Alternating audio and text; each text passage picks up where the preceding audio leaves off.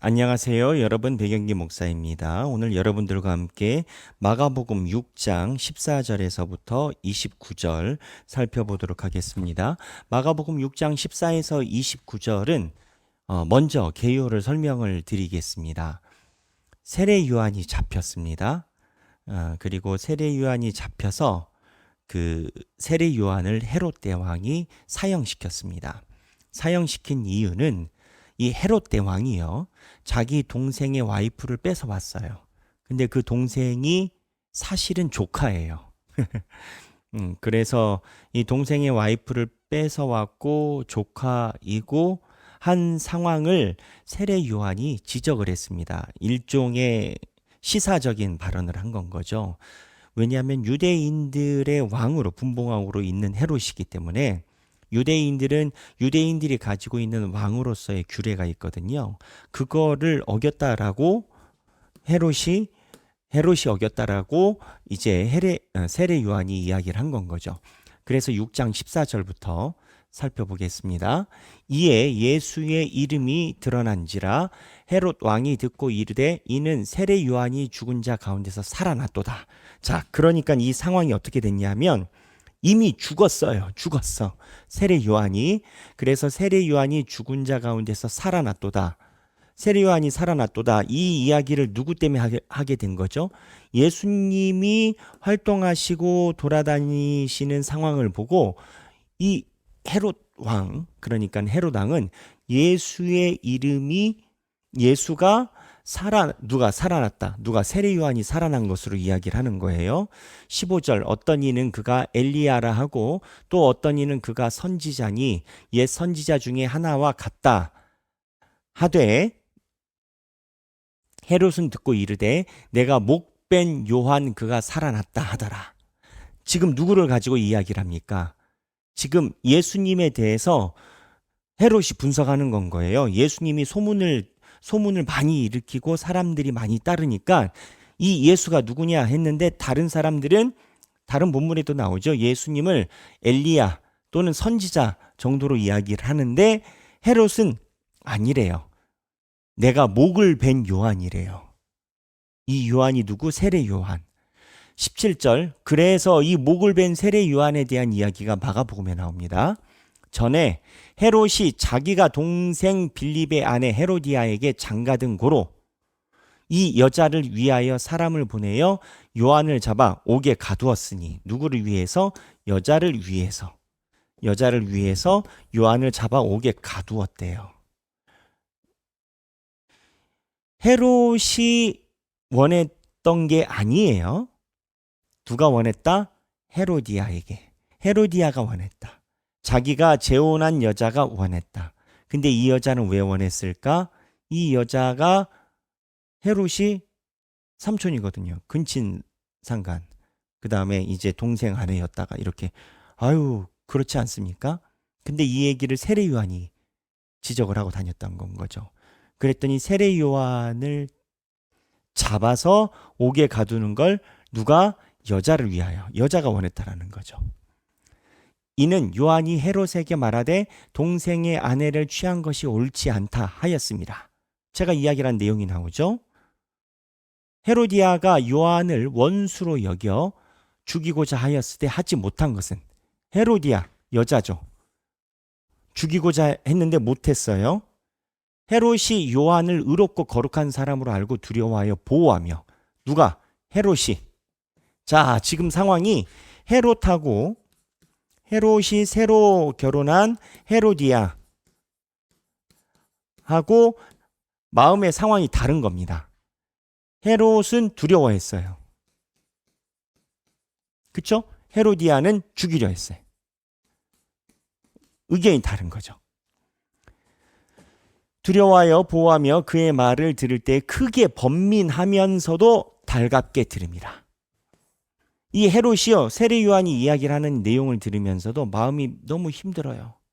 마음이 너무 힘든데 그래도 세례 요한이 한 말이 어느 정도 일리가 있다라고 듣는 거예요. 희한하죠? 그 세례 요한이 한 이야기를 헤롯이 마음에 부담을 갖고 있으면서도 세례 요한을 진짜 선지자처럼 여겼다라는 거죠. 헤롯은 마음에 하나님의 씨앗이 있는 거예요. 하나님의 씨앗이 있기 때문에 세례 요한이 이야기를 하는 거를 아는 거예요. 누가? 헤롯이. 그런데 이 씨앗이 못 이겨. 누구를? 아내를 못 이겨. 그래서 우리가 철로역정 보면 첫 번째 과에서 그게 나옵니다. 한 남자가 성경 말씀을 듣고 굉장한 죄책감으로 번민을 휩싸여요. 그 성경 말씀이 번민하게 만들어요. 그래서 그 성경 말씀의 괴로워함을 선택해야 되는 순간이 나타나요. 그런데 그 남자가 이제 선택하는 순간에 가죠. 그것처럼 하나님의 씨앗이 있으니까 헤롯이 두려워해. 그런데 이 헤로디아가 죽이려 해. 마침 기회가 좋은 날이 왔대요. 누구에게 좋은 날일까요? 여자에게겠죠. 곧 헤롯이 자기 생일에 대신들과 천부장들과 갈릴리의 귀인들로 더불어 잔치할세. 헤로디아의 딸이 친히 들어와 춤을 추어 헤롯과 그와 함께 앉은 자들을 기쁘게 한지라. 왕이 그 소녀에게 이르되 무엇이든지 내게 원하는 것을 내게 구하라. 내가 주리라. 하고 또 맹세하기를 무엇이든지 내게 구하면 내 나라의 절반까지라도 주리라. 라고 누가? 헤롯이 헤로디아의 딸에게 얘기를 했어요. 그가 나가서 그 엄마한테 얘기를 했어요. 내가 무엇을 구하리일까? 그랬더니 그 엄마 헤로디아가 어떻게 했겠어요? 세례 요한의 머리를 구하라. 무슨 얘기일까요? 세례 요한을 죽여달라는 거예요. 그런데 헤롯이 그가 곧 왕에게 급히 들어가 구하여 이르되 세례 요한의 머리를 소반에 얹어 곧 내게 주기를 원하옵나이다. 결과 어떻게 됐을까요? 왕이 심히 근심하나 자기가 맹세한 것과 그 앉은 자들로 인하여 그를 거절할 수 없는지라. 거절 못해요. 왜? 그 앉은 자들을 위하여 자기가 맹세한 것과. 왕이 곧 시병 하나를 보내어 요한의 머리를 가져오라 명하니 그 사람이 나가서 옥에서 요한을 목베어 그 머리를 소반에 얹어다가 소녀에게 주니 소녀가 이것을 그 어머니에게 주니라. 요한의 제자들이 듣고 와서 시체를 가져다가 장사하니라. 자, 오늘 본문에 우리가 묵상할 내용이 어떻게 될까요? 헤롯, 세례 요한이 하는 얘기를 들었어요.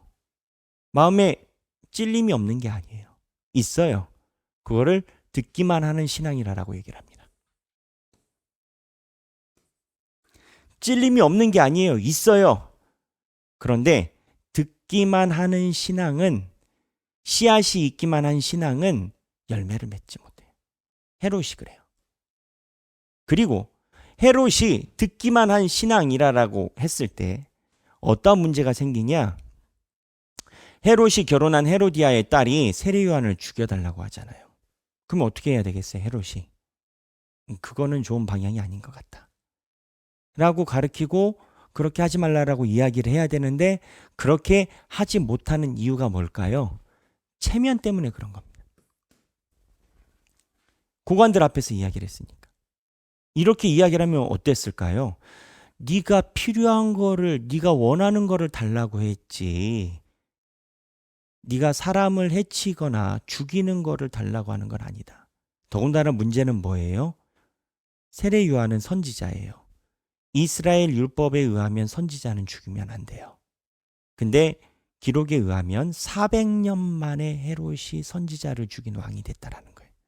400년. 얼마나 불명예해요.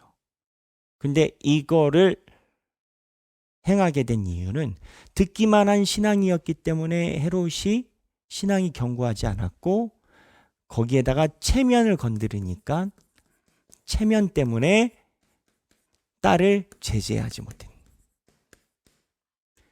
이 흐름 이미 여러분 느낌 오시죠? 듣기만 하는 신앙들 그리고 하나님께 결단하지 못하는 신앙들이 가지고 있는 모든 겁니다. 모든 것입니다. 그냥 듣기만 해요. 찔림도 있어. 아니 헤롯도 찔렸다니까요. 근데 결국 체면 때문에 상황 때문에 내가 해야 되는 여러 가지 절대 안 된대. 절대 안 되는 게 어디 있어요. 왔을 때 야단치거나 말을 반대로 이야기를 해가지고 그걸 이야기를 하면 되는 거지. 절대 안 되는 게 어디 있어요. 생명과 죽음 앞에서. 근데 듣기만 하는 신앙은 체면과 제재 앞에서 쓰러져요. 어쩌면 아내 잘못 만나고 잘못 결혼한 결과예요. 이 헤롯 나중에 어떻게 되는지 아세요? 나중에는 그 형의 아내를 데리고 왔다고 했잖아요.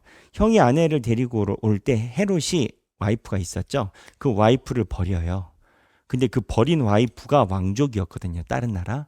그 왕이 와서 전쟁해가지고 헤롯이 참패당합니다. 그래서 정권을 잃습니다. 그러니까는 전처의 시아버지가 전처의 어떻게 보면 장인어른이 와가지고 전쟁이 나서 왕권을 잃죠. 그 과정을 걸어가요. 그래서 결국 듣기만 하는 신앙, 체면이라는 것에 대해서 우리가 한번 생각해 봐야 돼.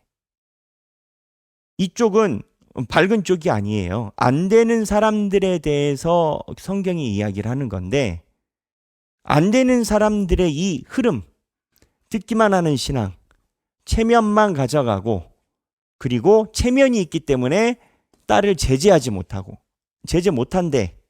못하는 게 어디 있어요? 안 하는 거지. 너무 힘들대. 힘들지. 그럼 힘 안 드는 게 어디 있어? 그래도 정확하게 얘기를 해야지.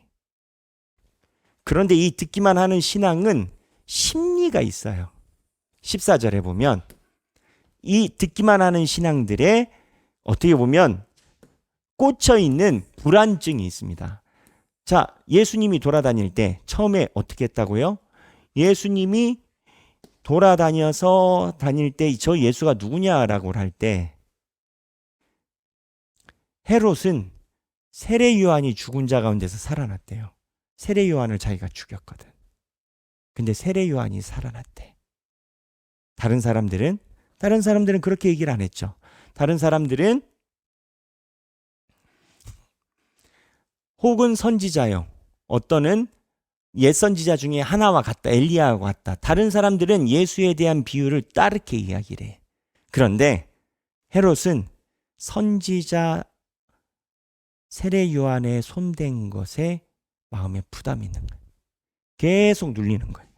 그래서 듣기만 하는 신앙, 마음속에 결단하지 못하고 듣기만 하는 신앙은 결국 여러 가지, 체면을 포함한 여러 가지로 인해서 이탈 가능성이 높고, 이탈하면 거기서 끝나지 않아요.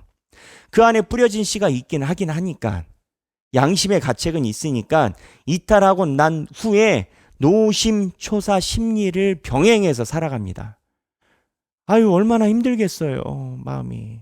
생각만 해도 힘들지. 근데 이게 남 얘기여야 해요. 듣기만 하는 신앙이 체면 문제와 제재하지 못하고 노심초사 살아가는 이 구조를 가지고 있어요. 그래서 헤롯이 잔치와 축제 중에 자기의 권위를 느끼면서 신난 파티를 한 겁니다. 근데 누가 죽었어요? 세례 요한이 죽었어요. 이 다음에 오병이어 사건이 나옵니다. 오병이어 사건 아시죠? 마가는 이야기를 해요. 세상이 이야기하는 잔치가 잔치이냐? 세상이 이야기를 하는 권위가 세상이 이야기를 하는 그곳이 진정한 신앙이냐? 주님의 오병이어가 진정한 신앙이냐? 라고 물어봐요. 오늘 생각하기, 체면으로 인해 결단하지 못하는 나의 상황은 있는가? 또는 여기에서 파생하면 이 생각도 해야 되겠죠. 나는 어떠한 잔치에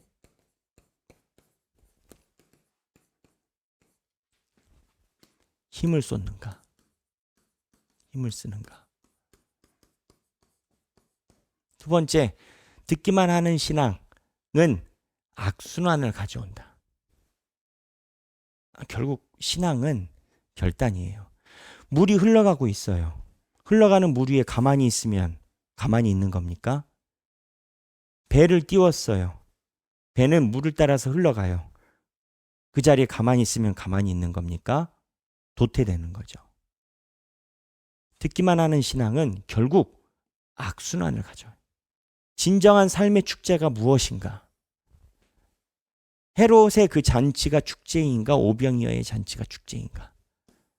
그래서 나는 어떠한 잔치에 나의 인생을 던질 것인가? 한번 생각해 보시면 좋겠습니다. 오늘 헤로디아 사건 마가복음 6장 14에서 29절입니다. 이 부분은 아주 독특한 부분이라 설교로 많이 인용이 안 되는 부분입니다. 그렇기 때문에 자세히 읽어보시고 그 안에서 말씀하시는 하나님의 음성을 들어보시길 바랍니다. 모두 행복한 성경 읽기 되세요. 감사합니다.